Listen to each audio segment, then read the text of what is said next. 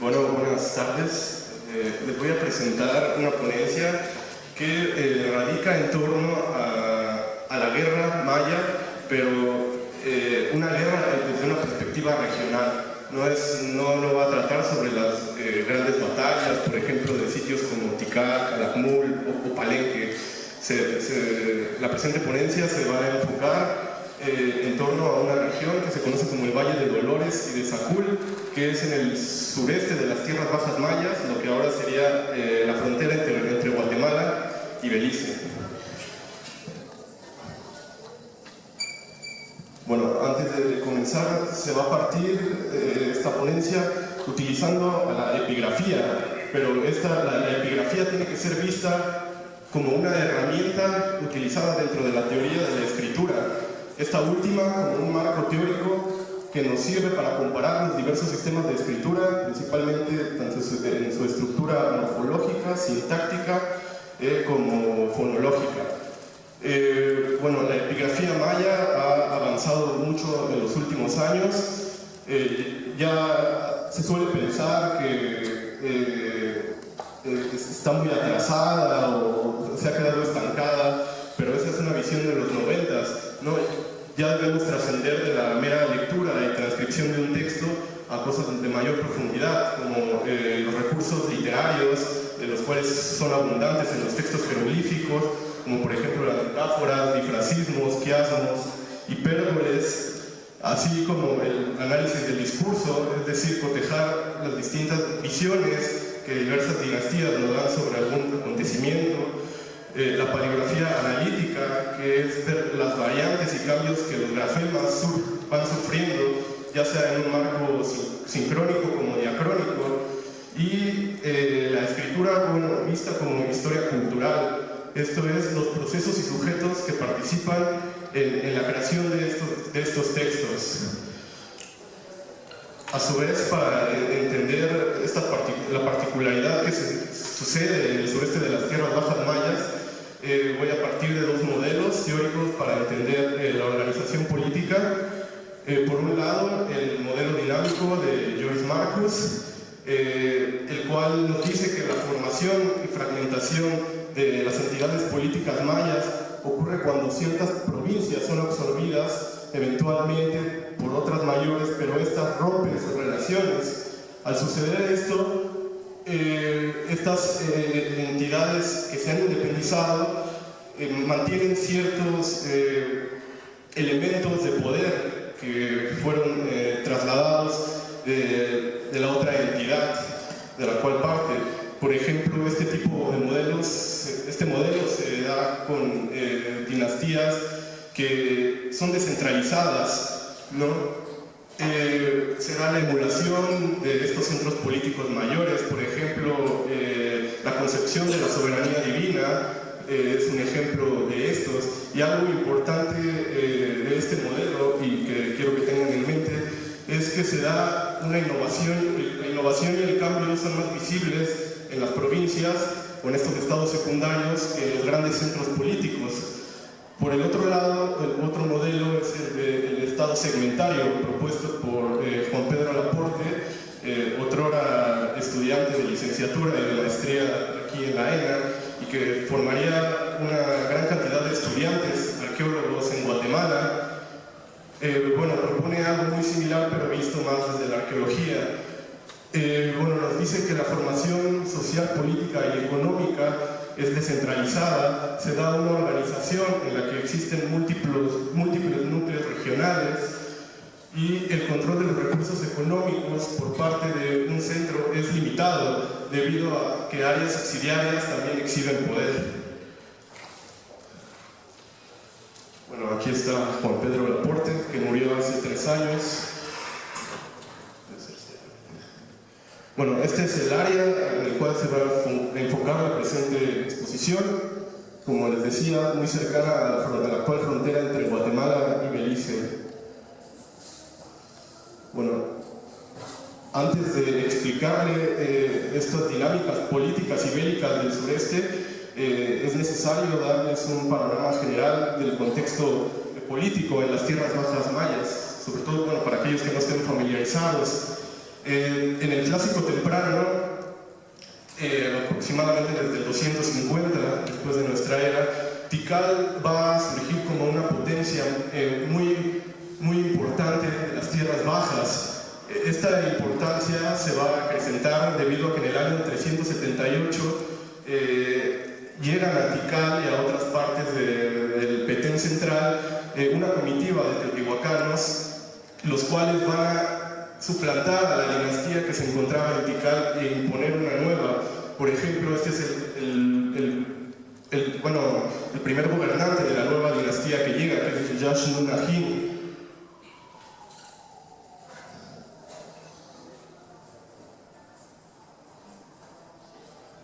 Sin embargo, las cosas van a cambiar a los pocos años debido a que otra dinastía, que es la dinastía de Kan o de la Serpiente, se traslada de sede de Sibanché, sureste de Quintana Roo, se ubica en Calakmul.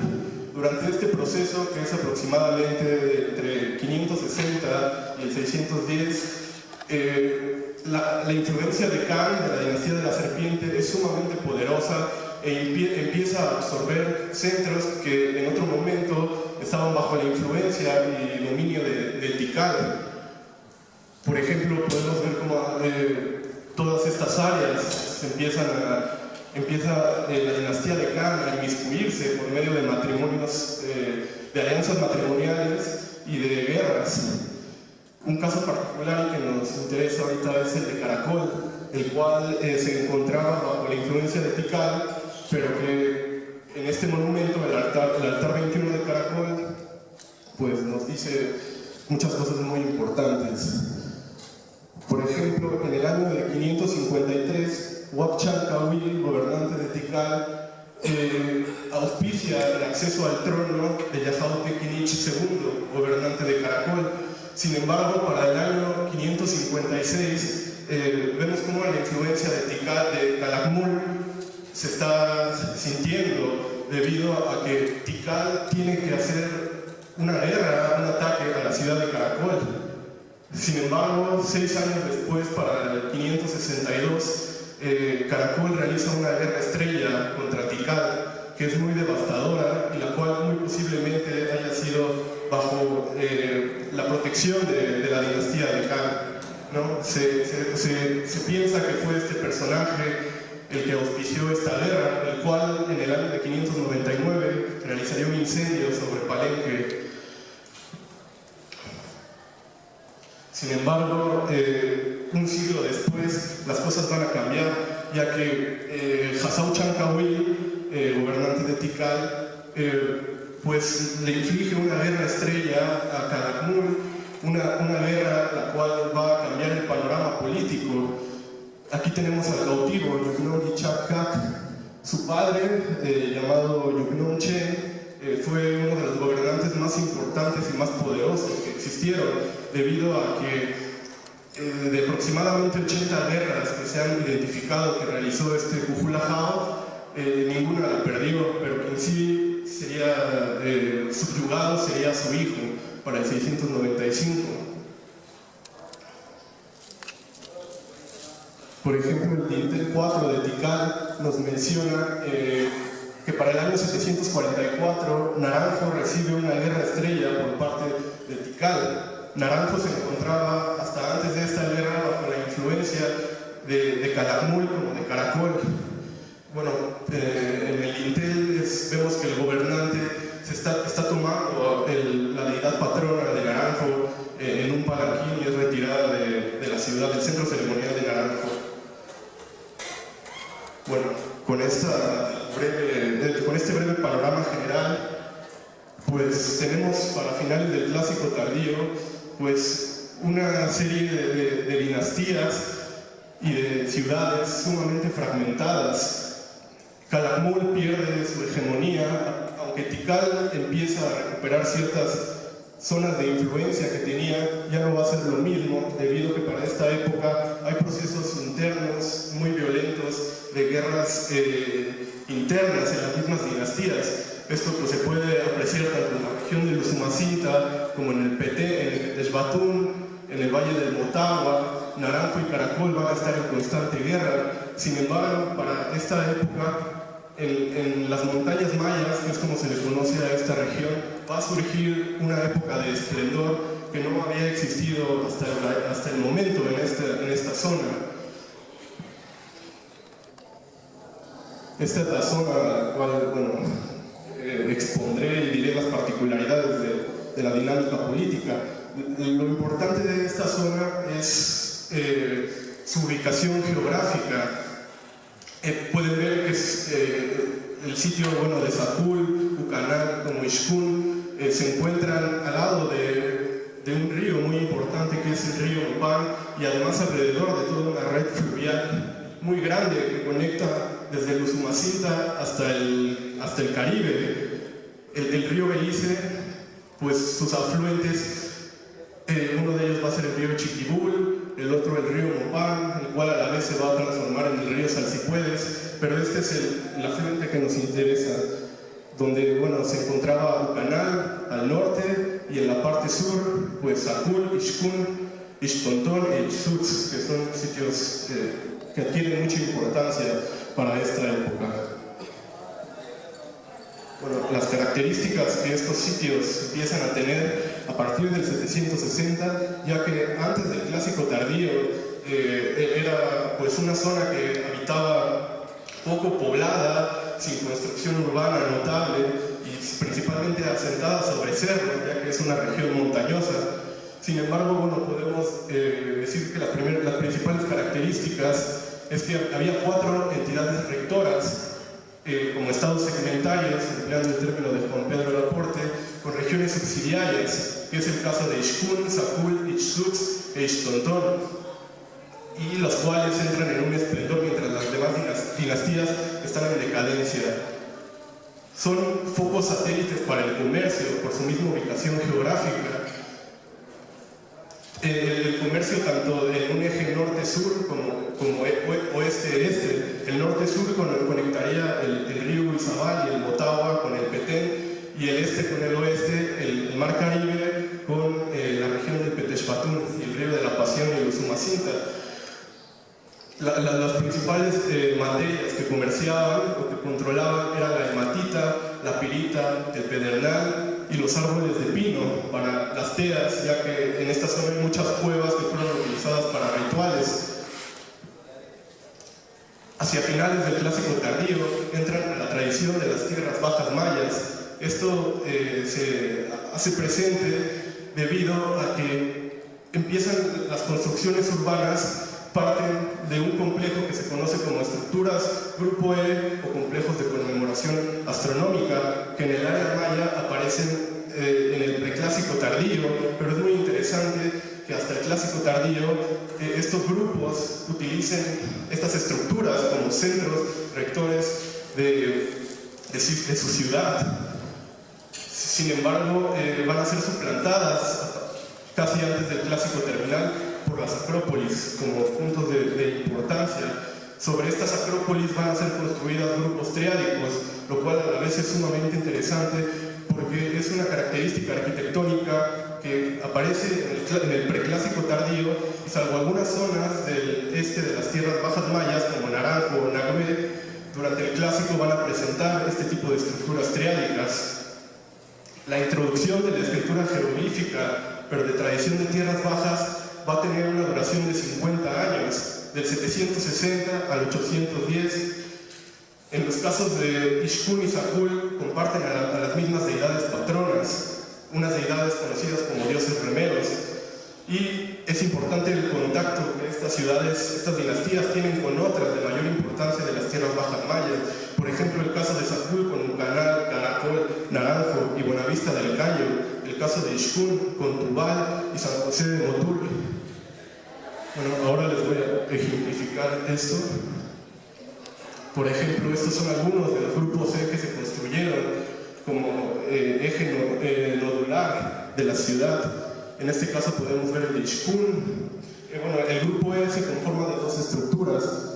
Un basamento rectangular orientado de norte a sur en la parte este, que es este, y enfrente una estructura radial que bueno, nos presenta estas mismas características, unas veces escalonadas, otras pues más simples.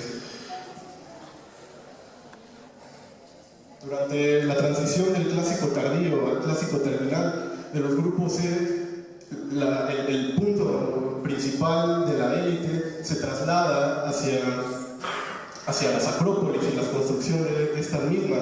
Por ejemplo, en Ishkun, pues aquí tenemos el grupo E y de este lado la acrópolis que se empieza a construir. En Sakul, aquí tenemos la acrópolis y vemos el grupo triádico que les mencionaba.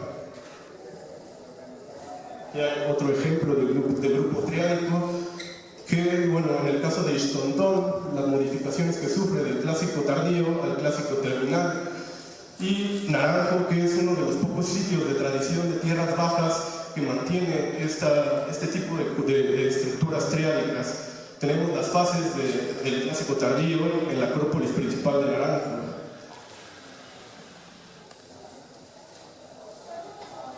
Es importante el patrón de asentamiento y las fases constructivas de los pisos estucados. Por ejemplo, en Sakul solo van a haber dos fases de pisos estucados.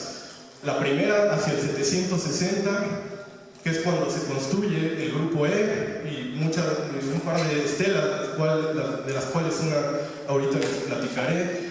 Y la segunda fase de estuco que se hizo para el suelo fue construida cuando se empezó a hacer la acrópolis. Es curioso, bueno, que evidencias del clásico termal temprano muestran que el primer asentamiento fue en esta zona, en la parte más alta de la montaña, y ya para el clásico tardío, para el 760, es que se traslada a esta parte, y como les decía, ya para el clásico terminal empiezan a construir la acrópolis, la cual abandonan porque se ven influidos por lo que se conoce como el colapso maya o la caída de las dinastías y abandono de los centros ceremoniales. En el caso de Ishkun es muy similar. Su primer asentamiento era encima de una cueva, de ahí se pasaron al valle y construyeron el grupo E para finalmente construir la acrópolis. Bueno, les decía que tienen 50 años, bueno, hasta la fecha de los monumentos que se han encontrado, en los que se puede percibir la influencia de tradición de tierras bajas, tanto en la forma de representar al Kukulajao o al soberano, como en el uso de escritura jeroglífica maya. Por ejemplo, bueno, esta es la estela 2 de Ishtontón, el cual tiene muchos elementos de poder relacionados con las tierras bajas. Esta es la estela 4 de Ixtutz, y es muy interesante que si bien para el 760 es que se introduce la escritura a esta zona, pues en 20 años ya tienen una calidad, una caligrafía muy impresionante y muy desarrollada. Lo que hace pensar es de que grupos externos, en este caso Ixtutz tiene muchas relaciones con ciudades de Tetexbatún, hayan adoptado ya desarrollada la escritura por la calidad que les decía de las grafías. Por ejemplo, la estela 6 de Sakul, igual la forma de representar al gobernante como guerrero es muy similar a lo de tierras bajas mayas. La estela 9, igual la calidad de los jeroglíficos es muy buena, la cual se va a ir perdiendo mientras avanzan hacia el clásico terminal. Como se puede apreciar aquí, que ya es de las últimas estelas que se tiene de Sakul.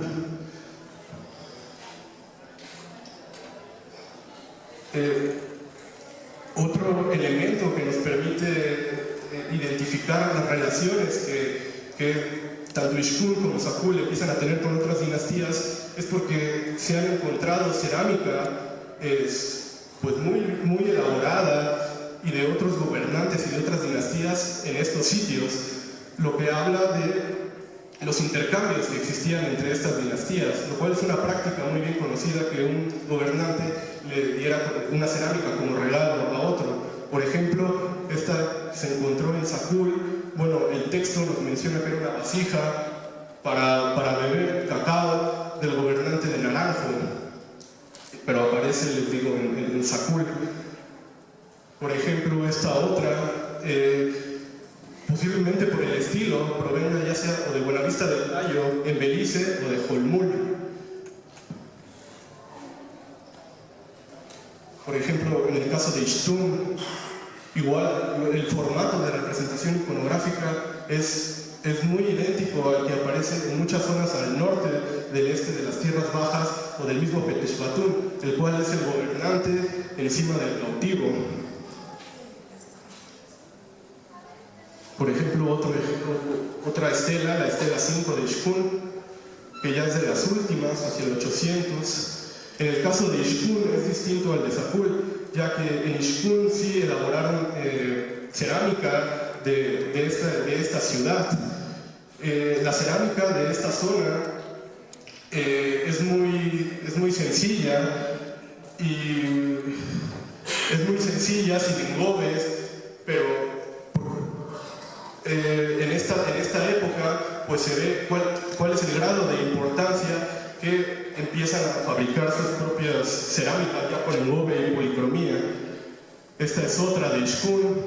Bueno, no puedo detener tanto. Estas son las deidades que les digo que comparten los dioses remeros, deidades que se asocian con los finales del tiempo, son deidades igual consagradas para los mensajeros o los viajeros, de ahí la importancia que tengan en estos sitios que controlaban estas redes fluviales.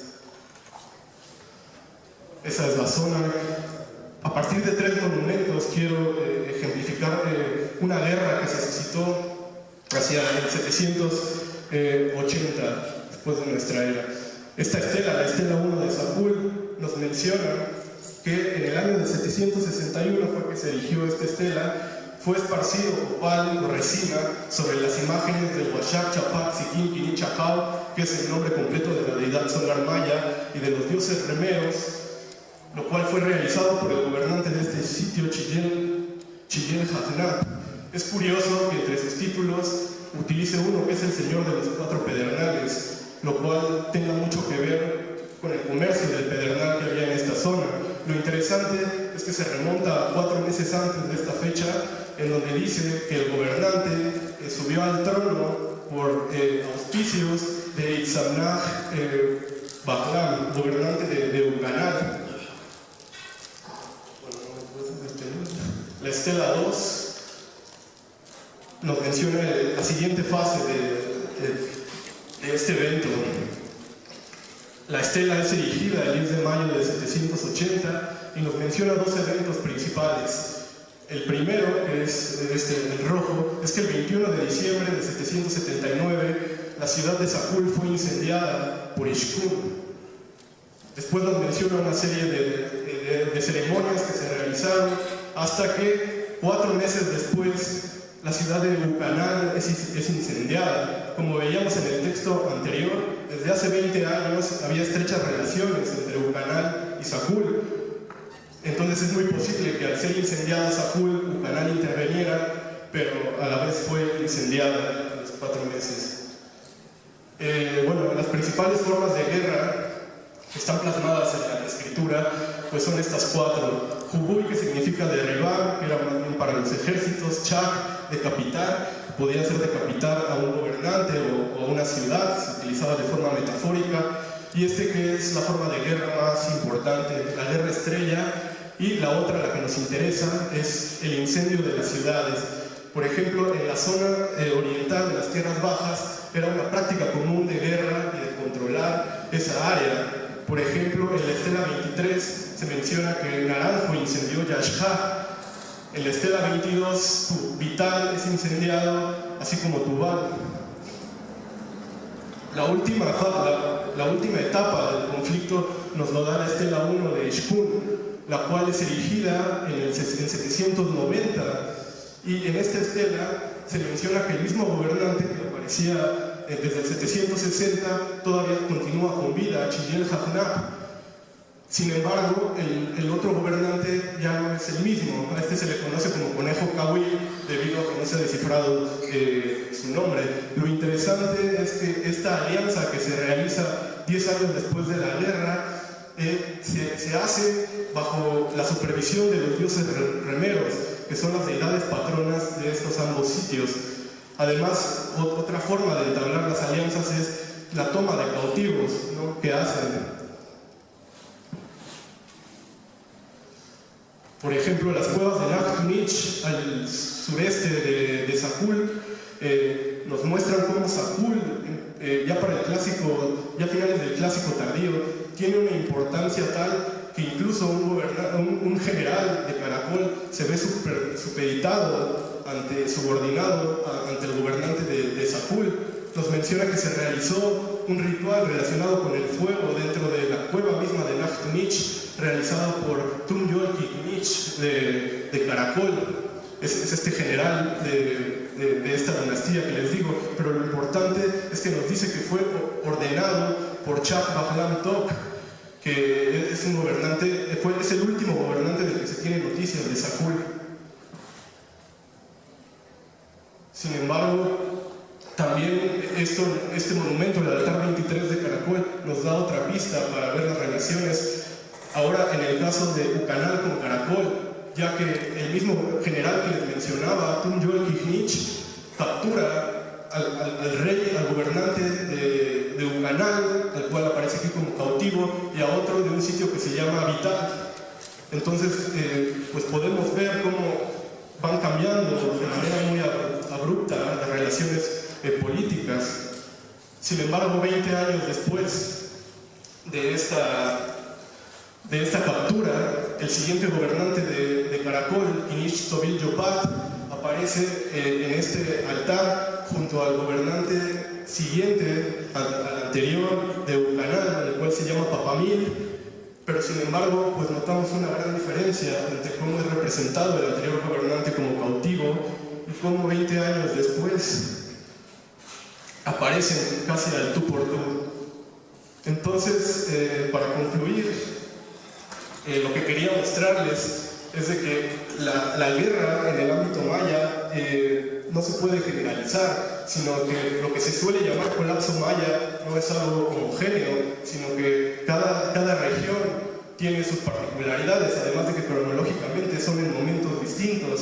En este caso podemos ver que mientras las demás regiones de las tierras bajas mayas están en completa decadencia o en conflictos internos, vemos que en esta zona del sureste tienen una época de auge y de esplendor, tanto construcción urbana, uso de escritura, adopción de elementos de poder pertenecientes incluso a muchos siglos anteriores, como es el caso del uso de los grupos como centros rectores, ¿no? Y bueno, pues, muchas gracias.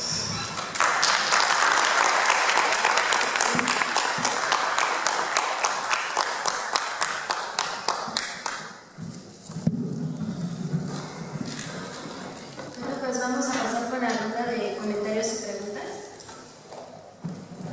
¿Alguien tiene algún comentario? Una pregunta. Bueno, ¿te conoces o seguramente sí conoces ese colega José? Seguramente sí lo conoces.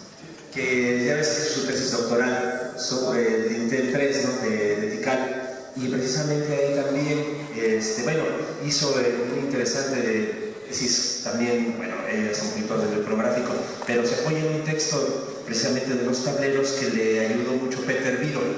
Entonces ahí están ellos encontrando también varios de guerra, varios conceptos, pero que me parece interesante es un poquito lo que mencionabas tú al principio, de que tratar de buscar la epigrafía, pero ya no como teníamos todavía hacia, ¿no? Ya viene un poco más hacia el análisis precisamente de estos textos, esta paleografía analítica. Entonces ellos encuentran ahí una serie de paralelismos muy interesantes con respecto al episodio, precisamente de cuando vencen Chan Cabuy, ¿verdad? Él es el que toma el palanquín y hay una serie de descripciones muy interesantes sobre ese hecho. Entonces a lo mejor sería bueno que también le echaras un ojito. Claro, eso es un poquito lejos de la región donde tú estás, pero sería interesante que le echaras un ojito a su tesis de doctorado, donde ahí viene con algo que seguramente también podrías tú comparar con lo que estás trabajando, que me parece muy interesante. Gracias. ¿Alguna otra pregunta?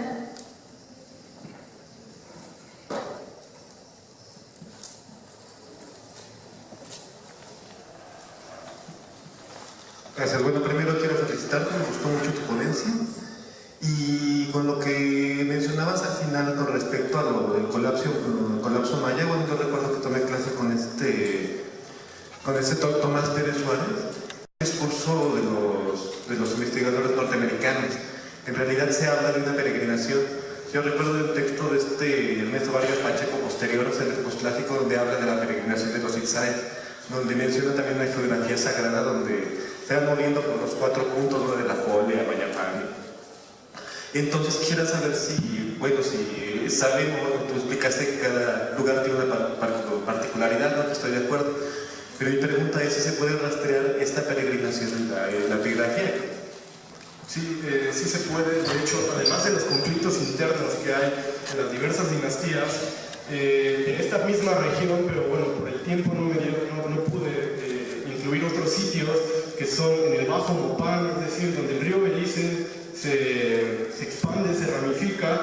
Hay un sitio que se llama Calzada de Mopán, donde es muy posible que estos Itzáes hayan llegado también, además del Petén central, ya que muchos elementos arquitectónicos que aparecen, por ejemplo, en Chichén Itzá o en Ekbalán, empiezan a aparecer en estos sitios. Por ejemplo, las construcciones de hemiciclos, que es como lo que después será el caracol de Chichén Itzá, aparecen elementos arqueológicos en esta zona.